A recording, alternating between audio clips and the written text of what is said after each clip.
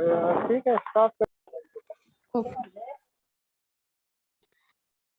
Good morning बच्चों, मैं Sarita Yadav teacher doctor Baba Saheb Ambedkar municipal secondary school Worli Hindi माध्यम की ओर से आप सभी का बृहन मुंबई महानगर पालिका द्वारा आयोजित ऑनलाइन एजुकेशन सेशन में स्वागत करती हूँ। बच्चों, आज हम कक्षा 9वीं का विज्ञान प्रौद्योगिकी भाग 2 का एक बहुत ही महत्वपूर्ण टॉपिक का अध्ययन करेंगे। मैं आशा करती हूँ आप सभी वह टॉपिक ध्यानपूर्वक सुनेंगे और अंत के 10 मिनट में आपको जो भी शंकाएं होंगी वो पूछेंगे। बच्चों, आज का हमारा टॉपिक पाठ 16 आनुवंशिकता और परिवर्तन से है। हम जो टॉपिक अध्ययन करने वाले हैं वह है गुणसूत्रों के प्रकार और डीएनए। तो गुणसूत्रों के प्रकार पढ़ने से पहले हम थोड़ी सी बातें गुणसूत्र के बारे में जान लेते हैं। पिछले लेक्चर में आपको गुणसूत्र के बारे में पढ़ाया होगा, फिर भी एक क्विक रिवीजन कर लेते हैं क्योंकि हमें गुणसूत्रों के प्रकार के बारे में पढ़ना है। तो गुणसूत्र के बारे में हम यहाँ पर ध्यान देंगे। गुणसूत्र क्या होते हैं? ये सजीवों की कोशिका के केंद्रक में पाए जाते हैं। जैसा कि आप सभी जानते हैं, हम सभी सजीव का जो शरीर है वो कोशिकाओं से मिलकर बना हुआ है। तो कोशिकाओं के अंदर केंद्रक होता है और केंद्रक के अंदर गुणसूत्र पाए जाते हैं। तो गुणसूत्र एक्चुअल में क्या है? सजीवों की कोशिका केंद्रक में होने वाले और आनुवंशिक गुणधर्म को संक्रमित करने वाले घटक हैं। अब ये आनुवंशिक गुणधर्म के बारे में भी आपने इस चैप्टर के स्टार्टिंग में पढ़ा होगा। आनुवंशिक गुणधर्म क्या है? जो गुणधर्म हमें, जैसे हम अपनी बात करें तो हमें जो गुणधर्म, जो कैरेक्टरिस्टिक अपने माता पिता से मिलते हैं उन्हें हम आनुवंशिक गुणधर्म कह सकते हैं। तो ये आनुवंशिक गुणधर्म पीढ़ी दर पीढ़ी आगे संक्रमित होते रहते हैं। जैसे हमारे पिताजी की कुछ आदतें हमारे दादाजी जैसी होंगी और उनकी कुछ आदतें, अपने माता या पिता की कुछ आदतें हमारी जो आदतें हैं उनसे मिलजुल सकती हैं। मतलब ये सब जो गुणधर्म है एक पीढ़ी से दूसरी पीढ़ी तक आगे चलते रहते हैं। या सिंपल लैंग्वेज में हम कह सकते हैं कि हम अपने माता पिता जैसे दिखते हैं, हमारे माता पिता उनके माता पिता जैसे दिखते हैं। तो इस चीज को हम आनुवंशिक गुणधर्म कहते हैं। तो ये आनुवंशिक गुणधर्म हमारे माता पिता से हम तक या फिर हमसे हमारे आगे आने वाली पीढ़ी तक कौन संक्रमित करता है? गुणसूत्र संक्रमित करते हैं। तो गुणसूत्र की एक सरल परिभाषा देखी जाए तो सजीवों की कोशिका केंद्रक में होने वाले, ये कहाँ पर होते हैं? सजीवों की कोशिका केंद्रक में, और आनुवंशिक गुणधर्म संक्रमित करने वाले घटक को हम गुणसूत्र कहते हैं। अभी इसकी डिटेल आपने पिछली कक्षा में अच्छे से पढ़ी होगी। अब ये गुणसूत्र जो है आपको कोशिका के केंद्रक में पाए जाते हैं और प्रथिनों से मिलकर के बने हुए होते हैं। कोशिका विभाजन के समय में ये बेलनाकार दिखाई देते हैं। आप देख सकते हो, तो ये जो है इनका आकार थोड़ा सा बेलन की तरह दिखाई देता है। ये जो बेलनाकार दिखाई देते हैं तो उसे आप देखेंगे यहाँ पर जब थोड़ा सा इधर आता है तो बीच में ये पतला हो जाता है। तो ये जो पतला है इसको संकीर्ण भाग कहते हैं या फिर प्राथमिक संकीर्णन कहते हैं। तो इस प्रकार से अगर आप देखोगे तो ये संकीर्णन जो है गुणसूत्र को दो भागों में बांटता है। एक भाग ऊपर का आपको दिखाई दे रहा है, दूसरा भाग नीचे का। तो जो ऊपर का भाग है उसे पी भुजा कहते हैं और नीचे के भाग को क्यू भुजा कहते हैं। ये जो है गुणसूत्रों की भुजाएं हैं, ऊपर भी और नीचे भी। अब इनको दो भागों में कौन बांट रहा है? इनको दो भागों में गुणसूत्र बिंदु बांट रहा है। गुणसूत्र बिंदु बीच में जो गुणसूत्र भुजाएं हैं ऊपर की और नीचे की, उनको दो भागों में गुणसूत्र बिंदु बांटता है। तो ये गुणसूत्र भुजा जो ऊपर की है इसे हम अर्ध गुणसूत्र कह सकते हैं, और जो नीचे की है उसे भी हम अर्ध गुणसूत्र कहते हैं। तो सिंपली अगर देखा जाए तो गुणसूत्र में गुणसूत्र भुजा है, ऊपर की भुजा को पी भुजा, नीचे की भुजा को क्यू भुजा कहते हैं। इन भुजाओं को गुणसूत्र बिंदु विभाजित करते हैं, और गुणसूत्र की प्रत्येक भुजा पर, आपको सिर्फ एक ही भुजा पर दिखाया है, लेकिन इन सभी भुजाओं पर डीएनए होते हैं। ठीक है, फिर अभी गुणसूत्रों के हमें प्रकार पढ़ने हैं। तो गुणसूत्रों के प्रकार मेन किसके ऊपर डिपेंडेंट है कि जो गुणसूत्र में ये गुणसूत्र बिंदु आपको दिखाई दे रहा है, इसका एक निश्चित स्थान होता है, उसका एक पर्टिकुलर प्लेस होता है कि वो किस जगह पर होगा। तो गुणसूत्र बिंदु के आधार पर गुणसूत्र के प्रकार होते हैं। दूसरा क्या हो सकता है, अब गुणसूत्र बिंदु जो है उसका स्थान ही आपका जो ये अर्ध गुणसूत्र है इसकी लंबाई निश्चित करता है। तो गुणसूत्र के प्रकार हम अपने सिलेबस में जो पढ़ने वाले हैं वो किसके आधार पर है, गुणसूत्र बिंदु के स्थान के आधार पर, और अर्ध गुणसूत्र की जो लंबाई है उसके आधार पर गुणसूत्र के हम प्रकार पढ़ेंगे। तो मुझे लगता है गुणसूत्र के बारे में हम समझ चुके हैं कि गुणसूत्र क्या है, सजीवों की कोशिका के केंद्रक में ये होते हैं और अनुवंशिक गुणधर्म को संक्रमित करने वाले घटक हैं। गुणसूत्र हमेशा कोशिका विभाजन के समय दिखाई देने लगते हैं। अब ये कोशिका विभाजन कब होता है, हमारे शरीर के अंदर हमेशा जो है कोशिकाएं बनती रहती हैं और नष्ट होती रहती हैं, और प्रजनन के समय भी कोशिकाओं का विभाजन होता है। तो कोशिकाओं के विभाजन के समय गुणसूत्र दिखाई देने लगते हैं, वे बेलनाकार दिखाई देने लगते हैं। जब बेलनाकार दिखाई देने लगते हैं तो आप देखेंगे कि यहाँ पे संकीर्णन होने लगता है, उसी को प्राथमिक संकीर्णन कहते हैं। जिसके वजह से आप प्राथमिक संकीर्णन के वजह से क्या होता है, गुणसूत्र दो भागों में दिखाई देने लगता है। और इनको दो भागों में कौन विभाजित करता है, विभाजित मतलब सेपरेट नहीं होता है, लेकिन हमें समझने के लिए ये ऐसे दो पार्ट हमें दिखाई देने लगते हैं। गुणसूत्र बिंदु के कारण हमें अर्ध गुणसूत्र दिखाई देने लगते हैं। तो इनकी ऊपर की भुजा को पी भुजा, नीचे की भुजा को क्यू भुजा कहते हैं। प्रत्येक गुणसूत्र की भुजा पर डीएनए पाए जाते हैं। अब हमें पढ़ना है गुणसूत्रों के प्रकार। तो मैंने आपको बताया कि गुणसूत्रों के प्रकार किस आधार पर हमें पढ़ना है, जो गुणसूत्र बिंदु का स्थान है, गुणसूत्र के अंदर गुणसूत्र बिंदु कहाँ पर स्थित है उसके आधार पर, और अर्ध गुणसूत्र की लंबाई के आधार पर। गुणसूत्रों के चार प्रकार हैं। पहला है मध्य केंद्रीय अर्थात मेटासेंट्रिक, दूसरा उप मध्य केंद्रीय जिसे इंग्लिश में सब मेटासेंट्रिक कहते हैं, तीसरा है अग्र केंद्रीय अक्रोसेंट्रिक, और चौथा है अंत्य केंद्रीय टीलोसेंट्रिक। पहला प्रकार हम देखेंगे मध्य केंद्रीय। अब इन चारों प्रकार में हमें तीन चीजें ही याद रखनी है। पहला है कि गुणसूत्र बिंदु कहाँ पर है, उनका आकार कैसा है, और अर्ध गुणसूत्रों की लंबाई कैसी है। ये तीन चीजें सब में कॉमन है, तो आप ये तीन चीजें ध्यान में रख करके शॉर्ट में भी लर्न कर सकते हो। अभी जैसे हम मध्य केंद्रीय पढ़ रहे हैं, तो मध्य केंद्रीय में गुणसूत्र बिंदु कहाँ पर है, आप देखोगे यहाँ पर आकृति दी गई है। तो गुणसूत्र बिंदु, ये आपका गुणसूत्र बिंदु हो गया, एकदम सेंटर में दिख रहा है, इसके बीच में दिख रहा है जो गुणसूत्र है, गुणसूत्र बिंदु उसमें एकदम मध्य में दिख रहा है।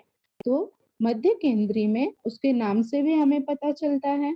तो मध्य केंद्रीय में गुणसूत्र बिंदु गुणसूत्र के बीचों बीच होता है।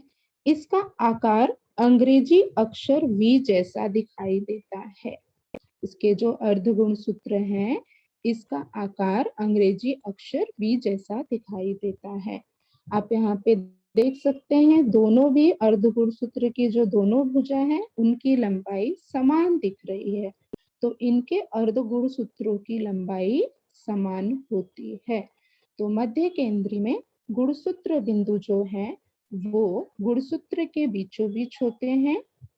इनका आकार अंग्रेजी अक्षर वी जैसा होता है और इनके अर्धगुण सूत्रों की लंबाई समान होती है। नेक्स्ट आएंगे उप मध्य केंद्रीय अर्थात सब मेटासेंट्रिक, मतलब मिडल से थोड़ा एक साइड में। तो यहाँ पे भी हमारा पहला पॉइंट था कि गुणसूत्र बिंदु कहाँ पर है।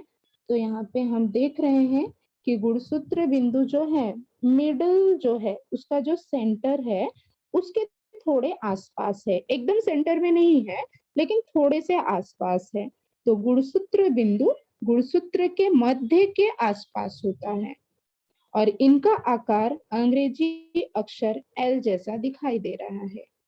इनमें एक अर्धगुण सूत्र दूसरे से थोड़ा बड़ा होता है। आप यहाँ पे देख सकते हैं, ये वाला थोड़ा छोटा है और ये वाला थोड़ा बड़ा है। जैसे एल में एक भुजा बड़ी होती है और एक भुजा छोटी होती है। तो उप मध्य केंद्री में क्या होता है, गुणसूत्र बिंदु गुणसूत्र के मध्य के आसपास होता है। इनका आकार अंग्रेजी अक्षर एल के जैसा दिखाई देता है। इनमें एक अर्धगुण सूत्र दूसरे से थोड़ा बड़ा होता है, मतलब एक अर्धगुण सूत्र छोटा होगा और दूसरा क्या होगा, थोड़ा सा बड़ा होगा। नेक्स्ट आ जाते हैं हम अग्र केंद्रीय। अग्र जैसा नाम है, अग्र मतलब आगे की ओर या एकदम सिरे की ओर। जब सिरे की ओर बोलते हैं हम तो उसको हम हिंदी में अग्र भी बोल सकते हैं। तो आप यहाँ पर देख सकते हैं कि आपका गुणसूत्र बिंदु कहाँ पर है, एकदम आगे ही है, सिरे के पास है। ठीक है, तो गुणसूत्र बिंदु लगभग गुणसूत्र के सिरे के पास होता है और इनका आकार अंग्रेजी अक्षर जे जैसा दिखाई देता है। इनमें एक अर्धगुण सूत्र बहुत बड़ा, एक देख रहे हो आप बहुत बड़ा है, जैसे हम जे लिखते हैं तो जे में एक इधर लाइन एक बड़ी होती है और दूसरी लाइन थोड़ी सी छोटी होती है। तो दूसरा अर्धगुण सूत्र बहुत ही छोटा है। तो अग्र केंद्री में गुणसूत्र बिंदु लगभग गुणसूत्र के सिरे के पास होता है। दूसरा पॉइंट हमारा क्या था कि वह दिखाई कैसा देगा, तो उसका आकार अंग्रेजी अक्षर जे के जैसा दिखाई देता है। इनमें एक अर्धगुण सूत्र बहुत ही बड़ा और दूसरा अर्धगुण सूत्र बहुत ही छोटा होता है। अभी तक हमने 3 गुणसूत्र के प्रकार पढ़े। अब हम चौथा गुणसूत्र का प्रकार देखेंगे, अंत्य केंद्री। तो अंत्य केंद्री, अंत्य का जैसा कि मतलब है लास्ट में, एंड में। तो यहाँ पर जो गुणसूत्र बिंदु है वह लगभग गुणसूत्र के एक सिरे के पास होता है। आप देखोगे ये एक एकदम पॉइंट पर है और इसका आकार अंग्रेजी अक्षर आई जैसा, स्मॉल आई होता है ना, उसके जैसा दिखाई देता है। और इनकी क्या स्पेशलिटी है कि इसमें एक ही अर्धगुण सूत्र होता है। जैसे आई में एक ही लाइन होती है, वैसे अंत्य केंद्रीय गुणसूत्र में एक ही अर्धगुण सूत्र होता है। तो अंत्य केंद्रीय में क्या क्या हमने पढ़ा, गुणसूत्र बिंदु लगभग गुणसूत्र के एक सिरे पर होता है। इनका आकार अंग्रेजी अक्षर आई जैसा दिखाई देता है और इनमें जो है एक ही अर्धगुण सूत्र होता है। तो ये थे गुणसूत्रों के 4 प्रकार, मध्य केंद्री, उप मध्य केंद्री, अग्र केंद्री और अंत्य केंद्री। मध्य केंद्री में गुणसूत्र बिंदु जो है वो मध्य में होता है, उसका आकार वी जैसा दिखाई देता है और जो गुणसूत्र हैं उनकी लंबाई समान होती है। उप मध्य केंद्री में उपमध्य केंद्री में गुणसूत्र जो है, गुणसूत्र बिंदु जो है वो मध्य के आसपास होता है। इनका आकार अंग्रेजी अक्षर एल के जैसा दिखाई देता है और इनमें एक अर्ध गुणसूत्र दूसरे से थोड़ा बड़ा होता है। तीसरा हमने पढ़ा अग्र केंद्री। तो अग्र केंद्री में गुणसूत्र एकदम एक गुणसूत्र के सिरे के पास होता है। इनका आकार अंग्रेजी अक्षर जे जैसा दिखाई देता है। इनमें एक अर्ध गुणसूत्र बहुत ही बड़ा और दूसरा बहुत ही छोटा होता है। लास्ट हमने पढ़ा अंत केंद्री।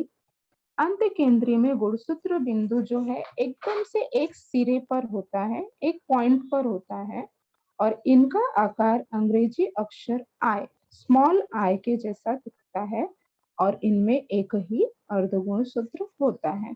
आपको क्वेश्चन में पूछा जा सकता है कि गुणसूत्रों के 4 प्रकार बताइए और उनकी आकृति बनाइए। तो आकृति एकदम सरल है और चारों प्रकार के लिए आप ये 3 पॉइंट याद रखना, उसके हिसाब से आप आराम से लिख सकते हो या लर्न कर सकते हो। गुणसूत्र बिंदु का स्थान, उसका अंग्रेजी अक्षर के जैसा कौन सा शेप है और अर्धगुण सूत्रों की लंबाई कितनी है। तो ये हो गए हमारे गुणसूत्रों के 4 प्रकार। अब गुणसूत्रों के बारे में कुछ और जानकारी हमें दी गई है जिसका हम अध्ययन करेंगे। सामान्य रूप से जो कायिक कोशिकाएं हैं, कायिक कोशिकाएं अर्थात जो कोशिकाएं हमारे शरीर के अंदर ग्रोथ के लिए रिस्पॉन्सिबल है, जो हमारे शरीर की वृद्धि का कार्य करती हैं, उसमें गुणसूत्रों की क्या होती है, जोड़ियां होती हैं। जो हमारे शरीर के अंदर कोशिकाएं हैं उसमें गुणसूत्र हमेशा जोड़ी में होते हैं। तो जो समान आकार वाले गुणसूत्र और समान रचना वाले गुणसूत्र होंगे, जिनका आकार और रचना जो दिखने में बिल्कुल समान होगा और उसका आकार भी समान होगा, ऐसे गुणसूत्रों को हम, ऐसे गुणसूत्रों की जोड़ी को हम समजात गुणसूत्र कहते हैं। समजात अर्थात होमोलोगस क्रोमोसोम, मतलब वो बिल्कुल समान होंगे एक दूसरे से दिखने में भी और उनकी रचना भी, तो उनको हम समजात गुणसूत्र कहते हैं। गुणसूत्रों की रचना और आकार, अभी पहले हमने क्या पढ़ा, आकार और रचना अगर समान है तो उसे हम समजात गुणसूत्र कहते हैं, और अगर आकार और रचना समान ना हो, इसका अपोजिट हो, तो उसको हम बोलते हैं विषम जात गुणसूत्र। मतलब 2 प्रकार के गुणसूत्र सभी के बॉडी में होते हैं, एक तो समजात गुणसूत्र और दूसरे विषम जात गुणसूत्र। उसके बाद क्या है, लैंगिक प्रजनन करने वाले सजीव। लैंगिक प्रजनन करने वाले अर्थात मनुष्य या और भी बहुत सारे प्राणी जिनमें प्रजनन के लिए अर्थात अपने समान सजीव उत्पन्न करने के लिए या बच्चे पैदा करने के लिए नर और मादा दोनों की जरूरत होती है, ऐसे सजीवों में गुणसूत्रों की एक जोड़ी, जितनी भी गुणसूत्र उनमें पाए जाते हैं उनमें से एक पेयर, एक जोड़ी अन्य जोड़ियों की अपेक्षा क्या होती है, अलग होती है। एक जोड़ी जो है वो अन्य जोड़ियों की अपेक्षा क्या होगी, अलग होगी। तो जो एक जोड़ी अलग होती है उस जोड़ी को हम कहते हैं लिंग गुणसूत्र। क्यों लिंग गुणसूत्र कहते हैं, उससे हमारा जेंडर डिसाइड होता है कि मादा होगा बच्चा या नर होगा। तो उस जोड़ी को हम लिंग गुणसूत्र कहते हैं और अन्य सभी गुणसूत्रों को अलिंग गुणसूत्र कहते हैं। मतलब जितनी भी जोड़ियां हमारे अंदर हैं गुणसूत्रों की, तो उसमें से एक जोड़ी अलग होती है जो कि हमारा जेंडर डिसाइड करती है, उसे हम लिंग गुणसूत्र कहते हैं और बाकी सभी गुणसूत्रों को अलिंग गुणसूत्र कहते हैं। इसमें यहाँ पर मैं आपको थोड़ी सी एडिशनल जानकारी दूंगी। जैसे हम मनुष्य हैं तो हमारे अंदर कुल 46 गुणसूत्र हैं। टोटल जो गुणसूत्र हैं वो 46 हैं। अगर मैं पूछूं आपको कि कितनी जोड़ियां, तो आप इसका आधा कर देंगे, मतलब हमारे अंदर 23 जोड़ियां गुणसूत्र की हैं। इस 23 जोड़ियों में से 22 जोड़ियां मतलब कि 44 गुणसूत्र समान हैं। 44 गुणसूत्र जो है वो समान है, उनको अलिंग गुणसूत्र कहते हैं। जबकि एक जोड़ी मतलब जो 23वीं जोड़ी है हमारी, वो लिंग गुणसूत्र है, जिसकी वजह से यह पता चलता है कि आप बॉय हो या गर्ल हो। ठीक है, तो यहाँ पर हमने देखा कि कायिक कोशिकाओं में गुणसूत्रों की जोड़ियां होती हैं। अगर उन गुणसूत्रों की जोड़ियों के आकार और रचना समान हो तो उसको समजात गुणसूत्र कहते हैं। अगर आकार और रचना समान न हो तो उसको विषमजात गुणसूत्र कहते हैं। आपको पूछा जा सकता है कि समजात गुणसूत्र की परिभाषा लिखो, विषमजात गुणसूत्र की परिभाषा लिखो। तो आप लिखोगे, सामान्य रूप से कायिक कोशिकाओं में गुणसूत्र जो है जोड़ियों में पाए जाते हैं। अगर इन गुणसूत्रों के आकार और रचना समान हो तो उस जोड़ी को समजात गुणसूत्र कहते हैं। अगर गुणसूत्रों की जो रचना और आकार समान ना हो तो उन्हें विषमजात गुणसूत्र कहते हैं। अब लैंगिक प्रश्न करने वाले सजीवों में गुणसूत्रों की एक जोड़ी जो है वो हमेशा अन्य जोड़ियों की अपेक्षा अलग ही होती है, तो उस गुणसूत्र को लिंग गुणसूत्र कहते हैं और बाकी सभी को अलिंग गुणसूत्र कहते हैं। यहाँ पर हमें कुछ सजीवों के गुणसूत्रों की संख्या दी गई है। जैसे केकड़ा आपने देखा होगा, केकड़ा के अंदर 200 गुणसूत्र होते हैं। मकई के अंदर केवल 20 गुणसूत्र होते हैं। मेढक के अंदर 26 गुणसूत्र होते हैं। गोल कृमि के अंदर 4 गुणसूत्र होते हैं और आलू के अंदर 48 गुणसूत्र होते हैं और मानव के अंदर 46 अर्थात 46 गुणसूत्र होते हैं। यही मैंने आपको बताया था। ये 46 गुणसूत्र में से 44 गुणसूत्र समान होते हैं और जो लास्ट का 45 और 46 मतलब जो 23वीं जोड़ी है वो क्या होती है, लिंग गुणसूत्र होती है। तो ये कुछ सजीवों के अंदर गुणसूत्रों की संख्या दी गई है। आपको फिलअप्स में या तालिका पूर्ण करो में पूछा जा सकता है। तो यहाँ पर हमारा गुणसूत्रों के बारे में जो हमें पढ़ाई करनी थी वो समाप्त होती है। उसके आगे हमारा सेकेंड टॉपिक है डीएनए अर्थात deoxy ribo nucleic acid. DNA जो है एक प्रकार का अम्ल है।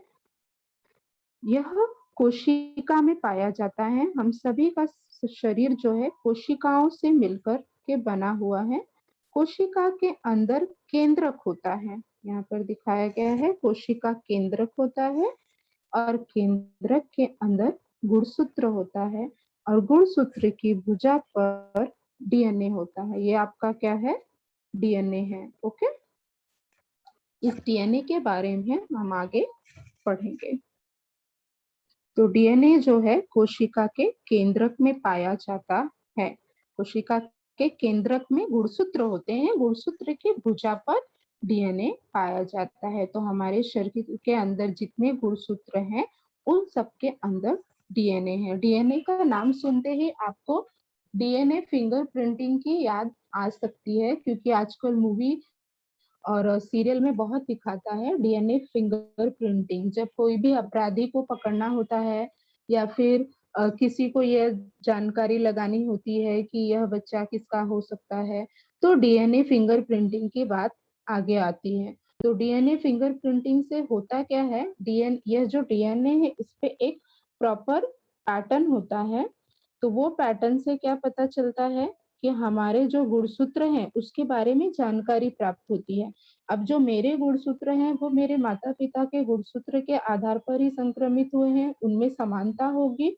तो इस आधार से जो हमारे गुणसूत्र हैं या डीएनए है वो हमारे माता पिता के डीएनए से मिलते हैं। तो इस आधार पर बहुत सारे आपराधिक घटनाओं का भी पता लगाया जा सकता है। तो आइए हम अपने टॉपिक पर आते हैं। गुणसूत्र जो है, अभी मैंने आपको बताया कि डीएनए जो है वो गुणसूत्र की भुजा पर होते हैं। ठीक है, तो गुणसूत्र जो पूरा मिलकर किससे बना हुआ है? डीएनए से मिलकर के बना हुआ है। अब ये डीएनए की खोज सबसे पहले किसने की?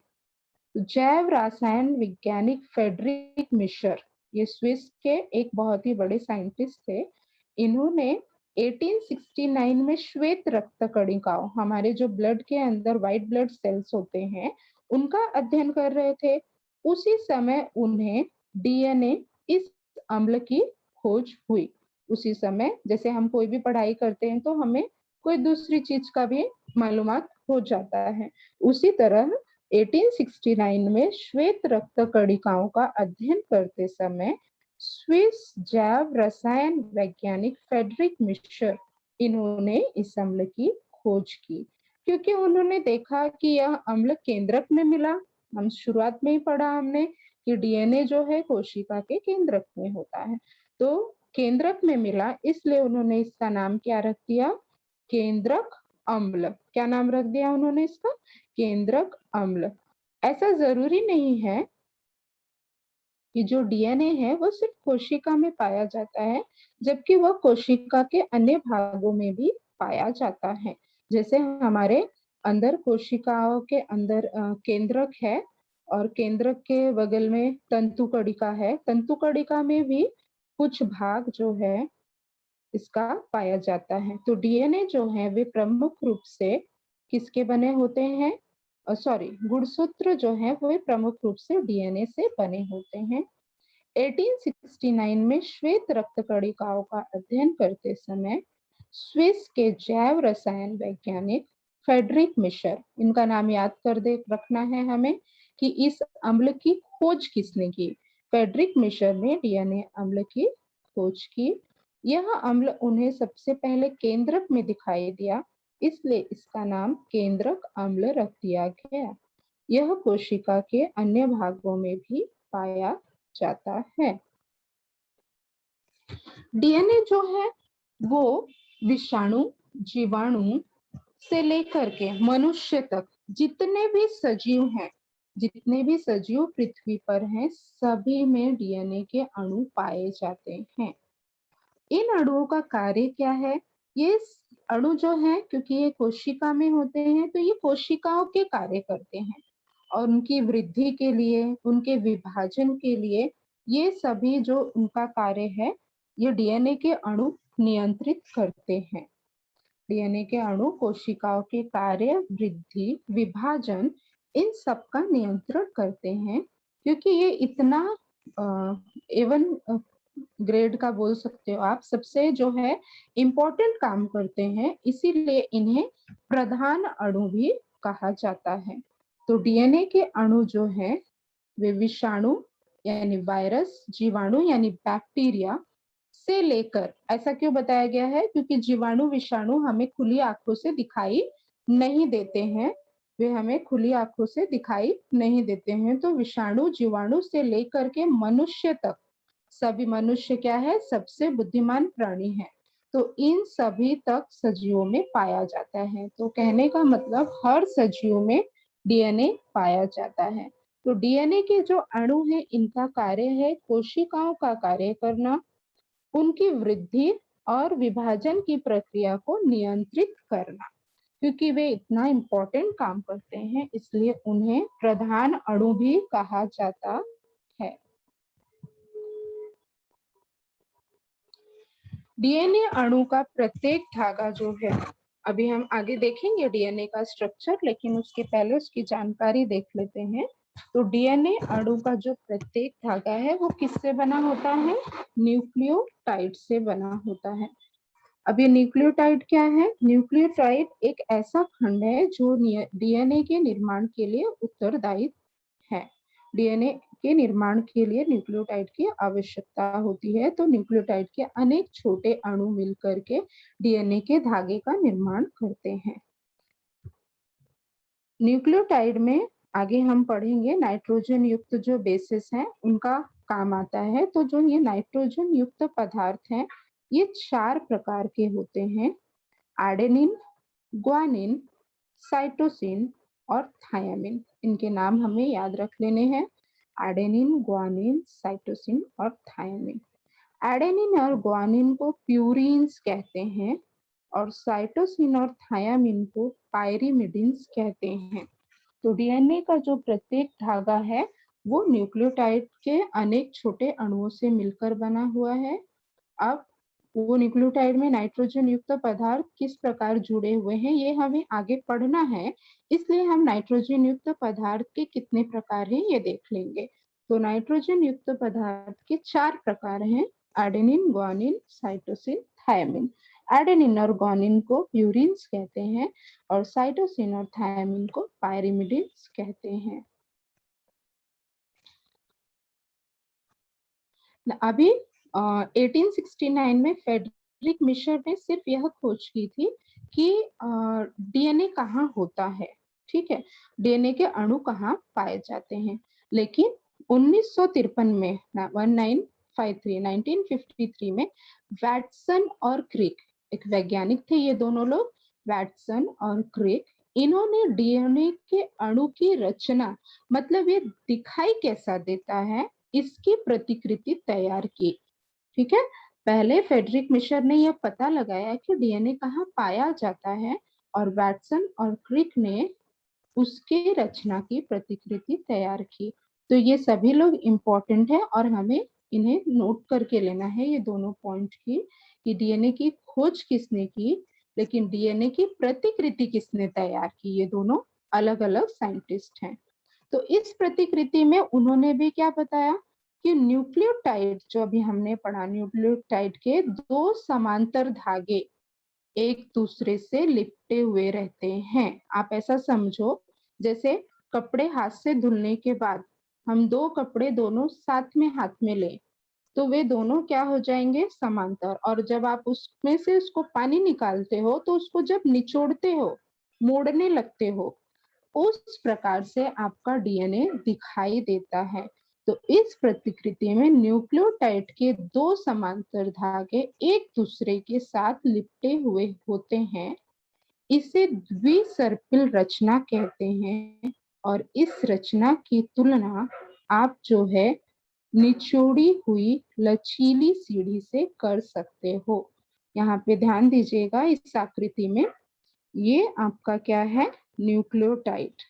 ओके, ये न्यूक्लियोटाइड के 2 समांतर धागे, आप बोलोगे यहाँ पे तो ये एक दूसरे को काट रहे हैं, लेकिन यहाँ पे जो है आपने इसको क्या किया है, अभी मोड़ दिया है। तो न्यूक्लियोटाइड के 2 समांतर धागे हैं और इसकी तुलना, वैसे तो आप देखोगे तो सीढ़ी है, लेकिन सीढ़ी को एकदम से निचोड़ दो तो निचोड़ी हुई लचीली सीढ़ी से की जा सकती है। ये है वैटसन और क्रिक, सर वैटसन और क्रिक, जिन्होंने डीएनए की रचना की प्रतिकृति तैयार की। एक बार हम ये डीएनए की रचना के बारे में फिर से देख लेते हैं। तो सन 1953 में वैटसन और क्रिक ने डीएनए अणु की रचना की प्रतिकृति तैयार की। इस प्रतिकृति में उन्होंने न्यूक्लियोटाइड के 2 समांतर धागे एक दूसरे के साथ लपेटे हुए होते हैं ऐसा बताया, ठीक है, और इसे हम कहते हैं द्विसर्पिल रचना। क्या कहते हैं, द्विसर्पिल रचना। इस रचना की तुलना निचोड़ी हुई लचीली सीढ़ी से की जा सकती है।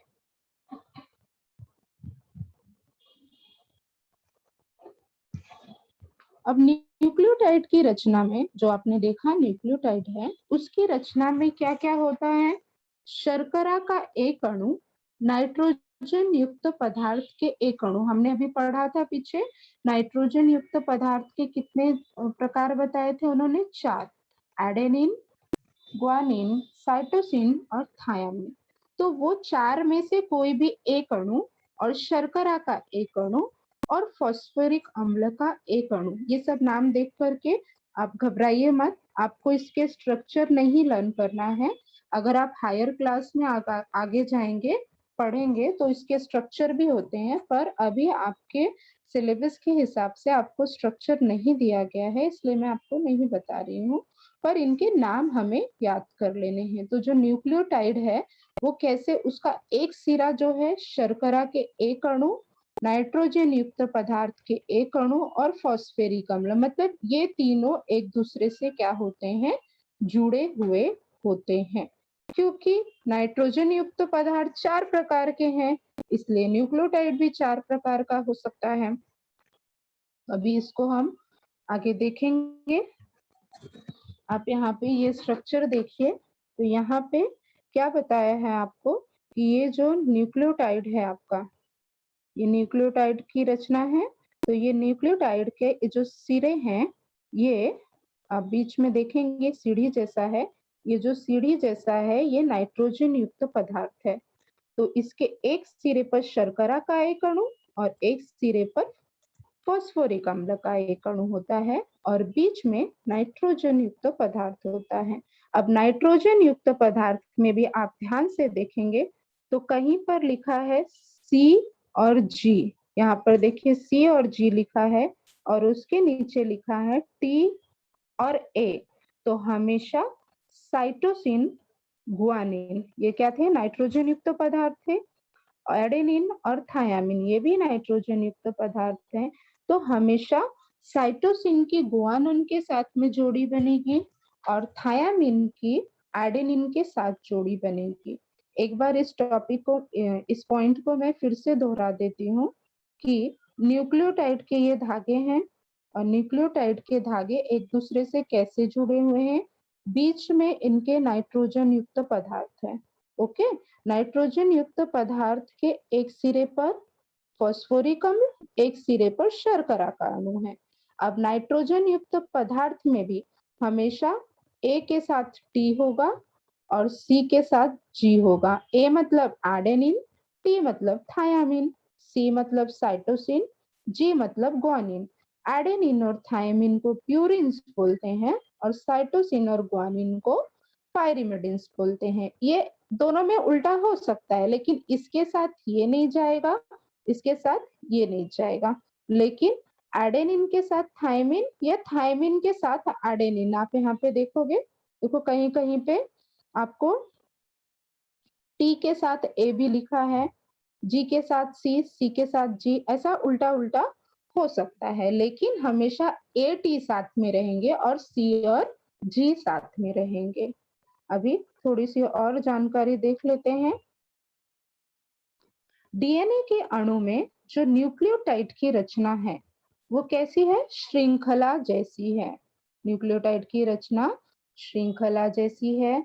डीएनए के 2 धागे यानी सीढ़ी के नमूने के 2 खंबे, ये देख रहे हैं आप, ये सीढ़ी के नमूने के 2 खंबे हैं। ओके, प्रत्येक खंबा बारी बारी से जुड़ा हुआ शर्करा के अणु और फॉस्फेरिक अम्ल, शर्करा फॉस्फोरिक अम्ल, शर्करा फॉस्फेरिक अम्ल, ऐसा करके बारी बारी से जुड़ा हुआ है। किससे जुड़ा हुआ है? इसके बीच में हम देख रहे हैं कि एक एक पायदान है। ये एक एक क्या सीढ़ी जैसे दिख रहा है, जैसे सीढ़ी में 2, सीढ़ी में नॉर्मली ऐसा रहता है ना खाचा, बस इसको हमको क्या समझ लेना है कि ये सांप जैसा है, बस, बाकी और कुछ डिफरेंस इसमें है नहीं। ठीक है, तो जो प्रत्येक सीढ़ी है, प्रत्येक जो पायदान है, उस पे क्या होता है? नाइट्रोजन युक्त पदार्थ की जोड़ी होती है। अब इसमें ये नाइट्रोजन युक्त पदार्थ है। नाइट्रोजन युक्त पदार्थ में मैंने आपको क्या बताया? सी के साथ जी और ए के साथ टी। अब ये दोनों जोड़ने के लिए सिंपली भी आप 2 कागज जोड़ोगे तो आपको उसको जोड़ने के लिए टेप या गम लगता है, तो इनको जोड़ने के लिए भी क्या लगता है? हाइड्रोजन बंध। क्या लगता है? HH बंध लगता है। हाइड्रोजन बंध इन दोनों को क्या करते हैं? जोड़ते हैं। तो हमेशा एडेनिन की जो जोड़ी है वो थायामिन से और जो साइटोसिन की जोड़ी है वो ग्वानिन से बनती है, क्योंकि एडेनिन और थायमिन क्या है? प्यूरिन्स है और ग्वानिन और साइटोसिन क्या है? पायरिमिडिन्स हैं। तो एक बार हम डीएनए के बारे में फिर से रिवाइज कर लेते हैं। डीएनए सबसे पहले कहाँ पर पाया गया?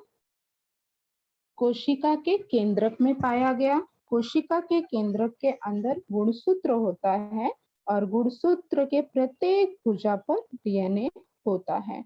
इसकी खोज जो है जैव रसायन वैज्ञानिक फ्रेडरिक मिशर ने की 1869 में वे श्वेत रक्त कणिकाओं का अध्ययन कर रहे थे। उस समय उन्होंने इस अम्ल की खोज की। यह अम्ल सबसे पहले केंद्रक में मिला, इसलिए इसका नाम केंद्रक अम्ल रख दिया गया।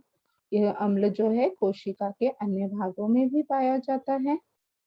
डीएनए के जो अणु हैं वो विषाणु, जीवाणु से लेकर मनुष्य तक, मतलब एकदम छोटे सजीव से लेकर जो आंखों से दिखाई नहीं देते, उनसे लेकर बुद्धिमान प्राणी मानव तक सभी सजीवों में पाए जाते हैं। अब इन अणुओं का कार्य क्या है? ये कोशिकाओं का सारा कार्य करते हैं, उनकी वृद्धि और विभाजन को नियंत्रित करते हैं, उनकी वृद्धि और विभाजन को नियंत्रित करते हैं, इसीलिए इन्हें प्रधान अणु भी कहा जाता है। डीएनए अणु का प्रत्येक धागा न्यूक्लियोटाइड नामक छोटे अणु से बना होता है। अब नाइट्रोजन युक्त पदार्थ जो है वो 4 प्रकार के होते हैं: एडेनिन, ग्वानिन, साइटोसिन और थायामिन। एडेनिन और ग्वानिन को हम प्यूरिन्स कहते हैं और साइटोसिन और थायामिन को पायरिमिडिन्स कहते हैं। अब फ्रेडरिक मिशर ने यह पता लगाया था कि डीएनए कहाँ पाया जाता है। 1953 में वैटसन और क्रिक ने डीएनए अणु की रचना की प्रतिकृति तैयार की, अर्थात वो कैसा दिखाई देता है। तो इस प्रतिकृति में उन्होंने बताया कि न्यूक्लियोटाइड के 2 समांतर धागे एक दूसरे के साथ लपेटे हुए होते हैं। इस रचना को द्विसर्पिल रचना कहते हैं और इसकी तुलना उन्होंने निचोड़ी हुई सीढ़ी से की। इसकी तुलना उन्होंने किससे की? निचोड़ी हुई सीढ़ी से की, लचीली निचोड़ी हुई सीढ़ी। अब न्यूक्लियोटाइड की रचना में शर्करा का एक अणु नाइट्रोजन युक्त पदार्थ के एक अणु से और फास्फोरिक अम्ल के एक अणु से बंधा होता है। क्योंकि नाइट्रोजन युक्त पदार्थ 4 प्रकार के हैं: एडेनिन, ग्वानिन, साइटोसिन और थायामिन। इसके लिए न्यूक्लियोटाइड भी 4 प्रकार के होते हैं। डीएनए के अणु में न्यूक्लियोटाइड की रचना कैसी है? श्रृंखला जैसी है। तो श्रृंखला जैसी होने के कारण सीढ़ी के नमूने के 2 खंभे, सीढ़ी के 2 खंभे क्या हो गए? न्यूक्लियोटाइड हो गए। अब न्यूक्लियोटाइड का प्रत्येक सिरा, एक सिरे पर फास्फोरिक अम्ल, एक सिरे पर शर्करा का एक अणु और बीच में नाइट्रोजन युक्त पदार्थ। नाइट्रोजन युक्त पदार्थ की जोड़ी में भी एडेनिन थायामिन के साथ में ग्वानिन साइटोसिन के साथ में हाइड्रोजन बंध द्वारा जुड़ा होता है। हमेशा प्यूरिन साथ में रहेंगे और पायरिमिडिन साथ में रहेंगे। तो बच्चों, आज के हमने पूरे टॉपिक में गुणसूत्रों के प्रकार और डीएनए के बारे में जानकारी प्राप्त की। आज का हमारा टॉपिक यहाँ पर खत्म होता है। आप सभी में से किसी को कुछ शंका है, कुछ डाउट है,